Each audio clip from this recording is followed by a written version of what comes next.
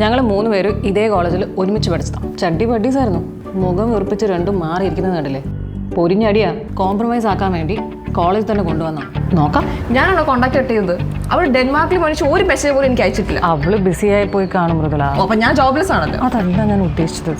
Hi Meera, ഇതാണ് അവൾ എനിക്ക് ആകെ അയക്കുന്ന മെസ്സേജ്. എന്നിട്ട് ഞാൻ റിപ്ലൈ ചെയ്ത അവൾ അറിയും, ഓ അവളിങ്ങനെ മാഡത്തിന് റിപ്ലൈ ആണെന്ന് തോന്നിയല്ലോ. നിനക്ക് ഞാൻ എന്ത് പറയാനാ? അവളുടെ ബർത്ത്ഡേക്ക് അവളുടെ കുഞ്ഞിന്റെ ബർത്ത്ഡേ ഒക്കെ ഞാൻ മെസ്സേജ് അയക്കാറുണ്ട്. 10 ദിവസം കഴിഞ്ഞ് റെസ്പോണ്ട് ചെയ്യും. Thank you so much Mridula. എനിക്ക് അവളെ പോലെ ബർത്ത്ഡേ ഓർത്തിരിക്കാനുള്ള കഴിവൊന്നുമില്ല. പക്ഷെ ഇപ്പോഴും എൻ്റെ ലൈഫിൽ എന്ത് ഇമ്പോർട്ടൻറ്റ് കാര്യം ഉണ്ടെങ്കിലും ഞാൻ ആദ്യം അറിയിക്കുന്ന ആളെ. Mridula, I am pregnant, will call you after work. അവളയച്ച മെസ്സേജാ കണ്ടോ? എന്നിട്ട് ഇതുവരെ വിളിച്ചിട്ടില്ല. ഞാൻ വിളിച്ച ഫോൺ എടുക്കത്തുമില്ല. ഓഫീസ് ടൈമിൽ ഫോൺ വിളിച്ച് എങ്ങനെ എടുക്കാനാ?